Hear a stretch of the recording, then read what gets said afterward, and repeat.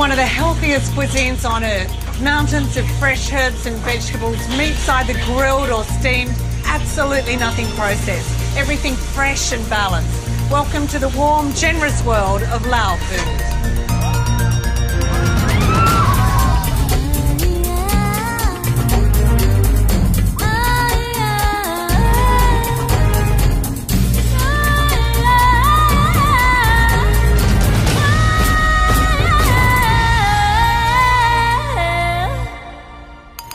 Join our food safari to learn how to make the adored sticky rice, the surprising delights of ox tongue, the freshest green papaya salad, a spicy larb, bamboo soup with fragrant herbs, Lao sausage, and a sweet treat wrapped in banana leaves.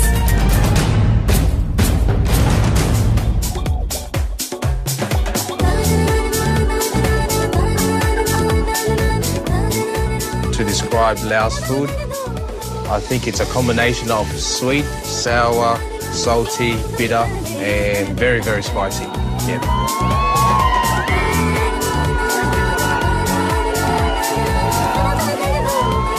We love to eat lots and lots of vegetables, salads, and lots of sticky rice. No, Penang beef, sorry. Penang beef. Chef Tony Intervong's family run the popular Holy Basil restaurants in the centre of Sydney at the Shark Hotel and in the Asian heartland of Canley Heights in the western suburbs. 11, please, 11. Both restaurants showcase some of the best Lao food. Many of the recipes are made to Tony's mother's exacting standards. He's supported in the kitchen by his sister Ketty, and his parents both spend time helping out, his father Tongsi making the delicious lemongrass pork sausages. If you come to our home, we won't say hello to you, we would just say, "Mate, have you eaten?" You know, come I in. love that phrase. Yeah, have you eaten? And stuff you with heaps of food.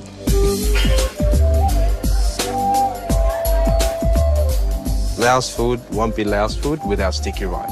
We eat it for breakfast, we eat it for lunch, we eat it for dinner. And when we eat it, we pick it up and we squash it all up and pick our food up with it. And we don't buy these little bags, we buy the big bags, you know. How long would that last you? Oh, I reckon, what, about a week and a half, 2 weeks.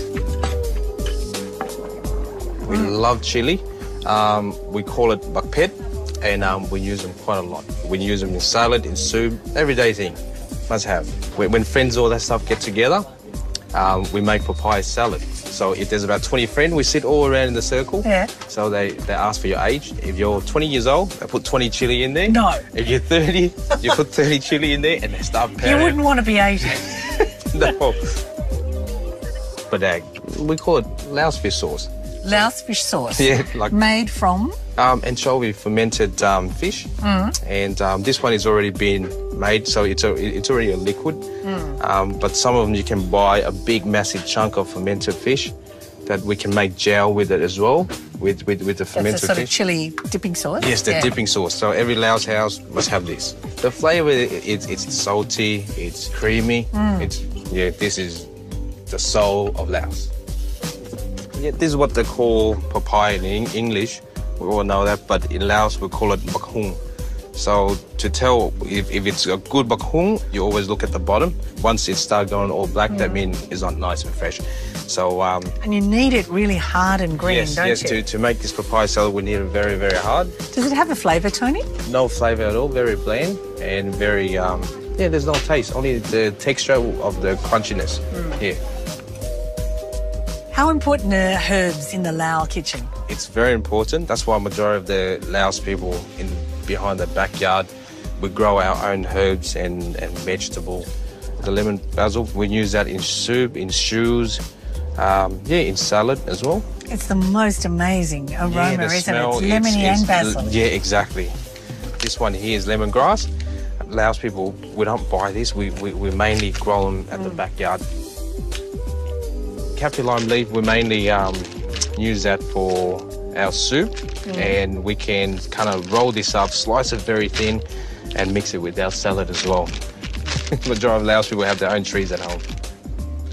Tony, in the Lao kitchen, there are particular devices that you use, cooking implements. Yes. What are they? This is what they call huat khao. When you get married, that's the first thing that your mum and dad buy you as a present. and then you put your sticky rice in there, 15 minutes, and then you're done. This is a Laos modern pestles. It's so deep, Tony. It's so deep because, you know, we do a lot of action with it. We do a lot of action with it. We can make gel from this. We make papaya salad from these. But this is very good tools in Laos kitchen.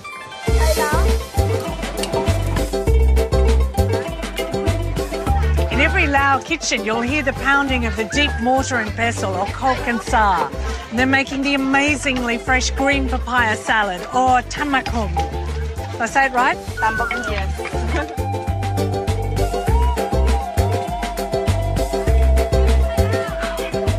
You'd never think of making tamakung in advance. It's always prepared just before it's served. Serena Similavong learnt the art from her mother and says the best way to chop papaya is the Lao way, by making a number of cuts into the flesh as you slowly turn the papaya, then shaving the crisp shards. As an alternative for the time poor, we can use... Or the not so knife skilled. Or the not so knife skilled. We can use a shredder. To start off, we need a little bit of salt, about half a teaspoon. Bird's eye chili. How many are you going to use then? Today I'm going to use only 3 because these are extremely hot. Sugar, 2 teaspoons or 1 tablespoon of sugar. Pound until the chili is all broken up. Shrimp paste, about half a tablespoon. But you mix the paste in with the chili, green pawpaw, cherry tomatoes sliced. One option is to give a bit more crunch in the salad is to have some snake beans, which would cut into about 1 inch size, half a lime. I can do the juice, or some people like to do that. Fermented fish sauce. That's the padak? Padak. Just a little bit of fish sauce as well. We pound the ingredients, these ingredients, so that the juices break out. So, and as you mix, you turn. And It's you quite a keep turning. technique, isn't it? That's right. Yeah. Push the top ingredients to the bottom and you turn into your dish. We would usually serve this with wedges of cabbage or some morning glory sprouts. That's our hot pawpaw salad. Well done. Well done. Thank you, Serena.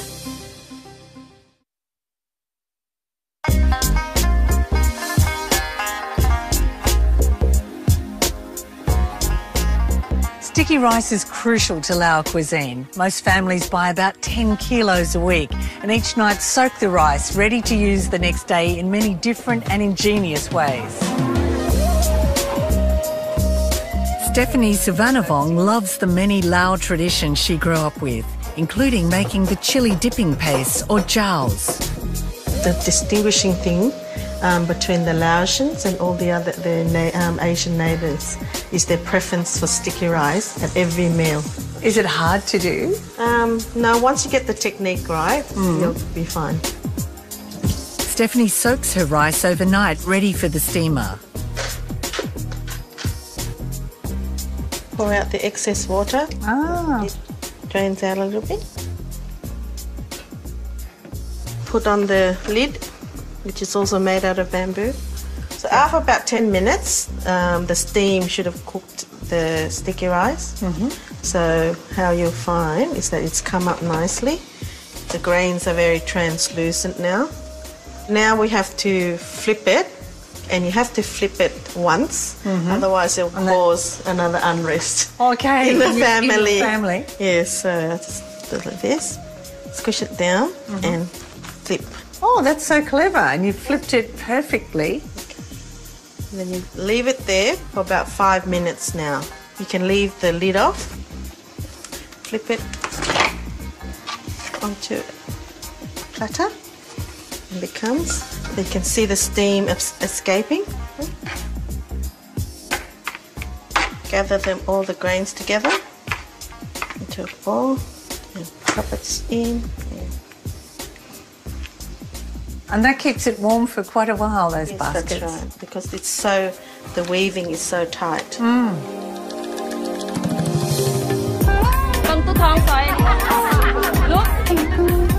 There's no more famous dish in Laos than the adored lab, using sliced or minced grilled meat, herbs and spices. It has many variations according to the region, and getting it just right is said to require some skill. Amongst Sydney's Lao community, many of whom take turns to cook and care for a community of Buddhist monks, the best lab maker is Maniwarn Pimpisat.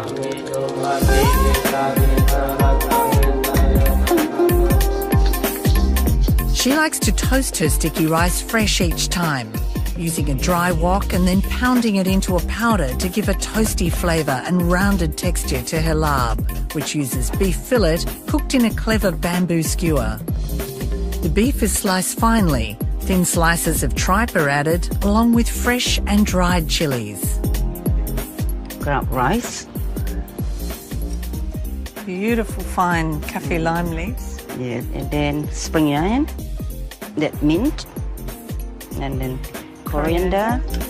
And pak piao or polygonum, which has a peppery flavour, also known as Vietnamese mint. Oh, that smells so gorgeous.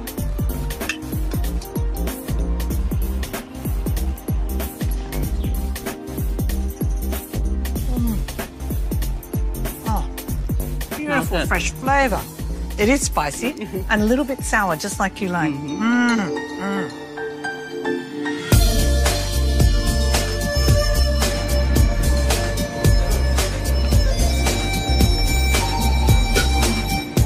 Across Southeast Asia, there's a whole range of marvellous noodle soups. Malaysia has the laksa, Vietnam pho, and Laos has the incredible khao pun. You get herbs, spice, we get snake green in there, cabbage in there. So you have a bit of salad, a bit of broth, a bit of noodle in there. That's It's the ultimate meal. Yes, it's a complete meal. The secret lies in its slow-cooked stock and many fresh ingredients, which are used to make a rich red curry paste. Soaked red chilies are processed with garlic, eschalots, lemongrass and galangal. This is fried in a wok, then slowly cooked with coconut cream for a couple of hours, until a lot of oil appears on the surface. Another component is poached fish, which is deboned and flaked and cooked quickly with coconut cream before being added to a 12-hour chicken stock. Finally, Tony adds more coconut cream and the rich red curry paste. Oh, look at all that beautiful flavour. Yeah, and we just let that simmer for a little while. Now it's time to assemble the whole thing. So we grab a bit of noodle, the rice noodle that we cooked earlier, some of the banana flour, bean sprout, a bit of shredded carrot, snake beans,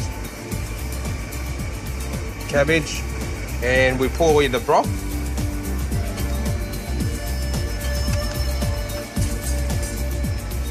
We get some mint in there. Beautiful. This looks wonderful.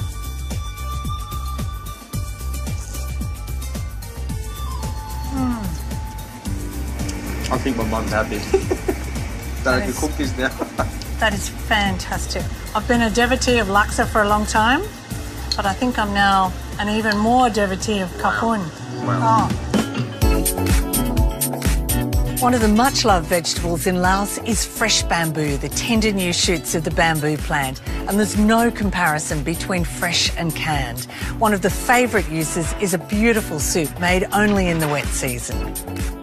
When Lao people cook bamboo, everybody happy. Oh, that's great. Chow Van Tanavong loved all the food traditions in his homeland, but only learnt to cook in a refugee camp in Thailand. He now mans the woks in the lucky Thai and Lao restaurant in Sydney's West, and is also writing a Lao cookbook with all his favourite recipes, including his treasured Keng No Mai.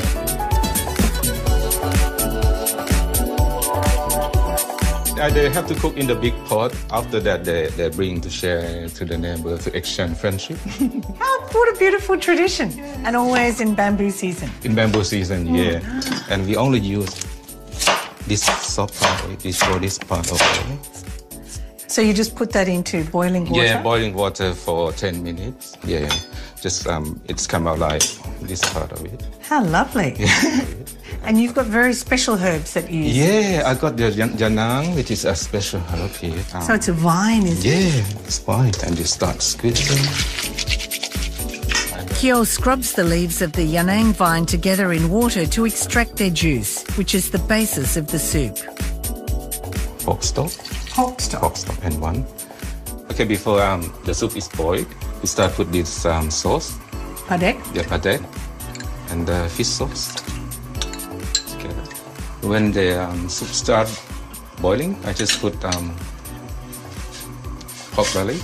The secret of Lao food, when you put padek in the soup, you don't stir much though, because the flavor it's coming out like not nice. Isn't that interesting? Yeah, yeah. You have to leave it like this. Then I put 3 lemongrass. Now I'm going to add pumpkin, kind of mushroom there. So that's a black fungus? Yeah, make it colorful. This angle good. This is angle good. Angle. Then keep. I just add this one. Then I'm going to add oyster mushroom, 5 chili. Just drop it in.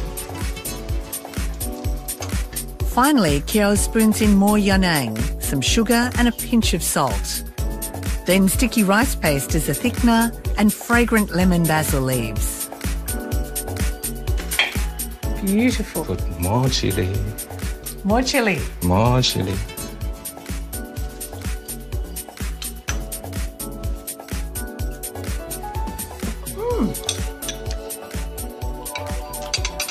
It's got a lovely fresh crunch, doesn't it? Yeah. I've never had bamboo like that. Yeah. Beautiful. Thank you.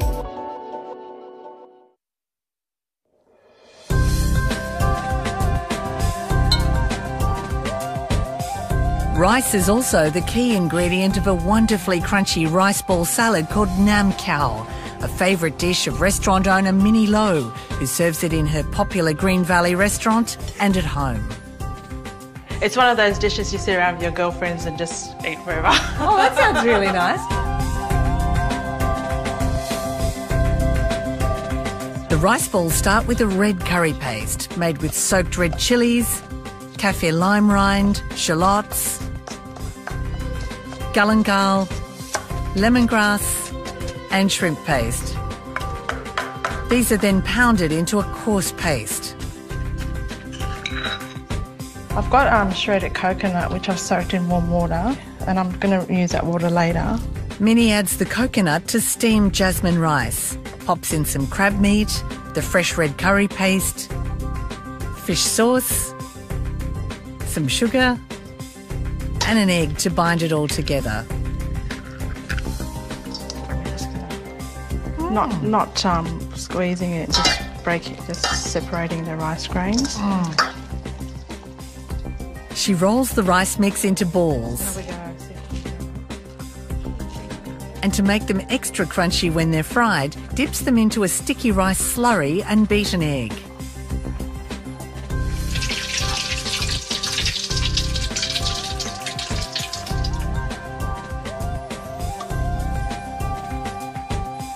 See how it's still crispy?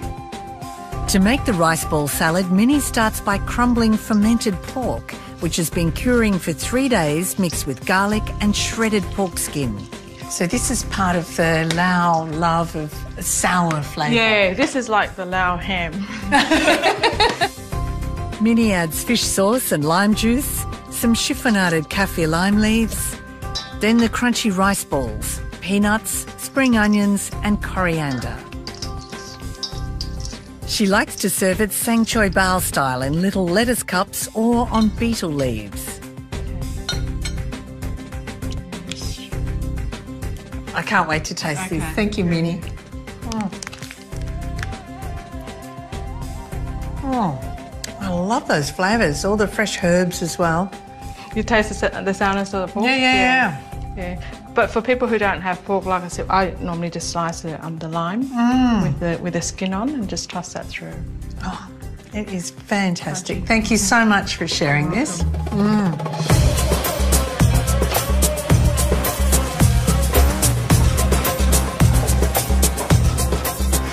people use their meats cleverly and sparingly and often use cuts that aren't widely available. Beef tendon is used in some soups, offal is adored, and ox tongue is perfect with a cold beer. We love it because the marbling and the ox tongue, I think, is the best cut out of all the meat. Really? I prefer these than the fillet steak, yes. Really? Yes. So with the right treatment, it's beautifully tender, is it? Exactly. That's why we're going to use some of the green papaya to break down the toughness of the ox tongue. Tony's ox tongue begins with an easy marinade.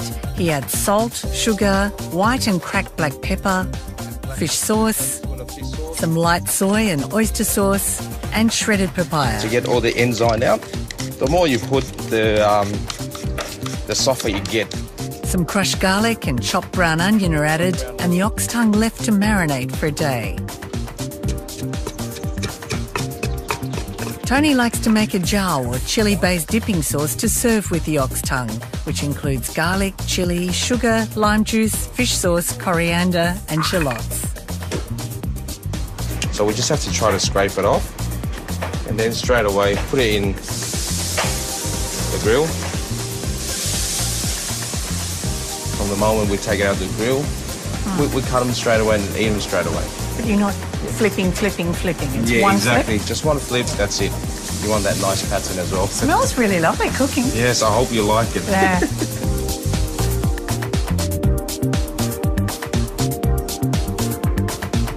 Here we go.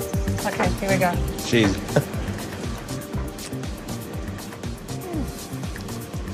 What do you think? It's beautifully tender sliver of meat. That's it. Beautiful dipping sauce. And you don't know it's a tongue. So I can understand. Well, next time you put it on your barbecue and don't tell your friends. Pork is also hugely popular and made into delicious sausages with lemongrass and spices. Tony's father Tongsi makes 120 kilos of sausage for the family's 2 restaurants every week. When do Lao people eat Lao sausage? Oh, I think anytime. Anytime. Anytime. Coarse pork mince, lemongrass, many herbs and ground sticky rice flour are mixed and piped into natural casings ready to be cooked. We hold it time up Hard work if you're making 120 kilos. per week.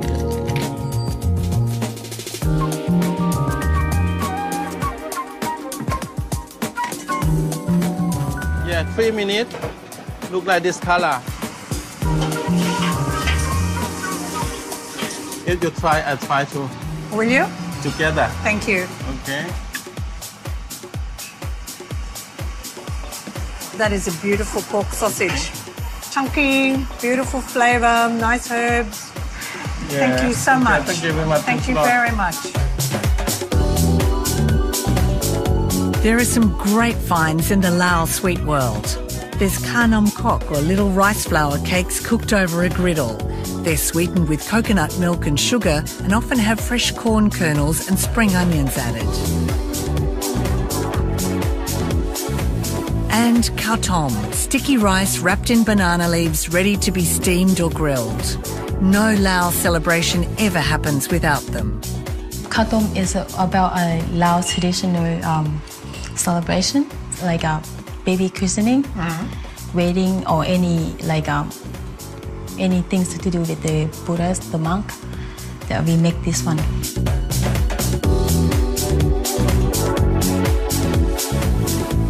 Ketty Inthavong always starts her khao tom preparation by grating fresh coconut.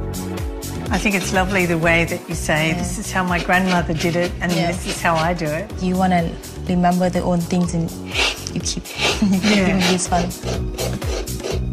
Ketty adds warm water to the grated coconut with a pinch of salt, works the liquid through, then squeezes out the coconut cream, which she strains and then puts on the stove to boil. She adds some sugar and later some cooked red beans. This is then poured over cooked sticky rice and mixed through. She prepares fresh banana leaves by steaming them to make them more pliable. Then wraps the sweet sticky rice mixture with banana or taro. Folding the little parcels carefully, ready for the steamer, where they cook for 35 minutes. Cover the lid. Also, you can have this one you know how coffee? Tea. For morning tea. Delicious. Thank you.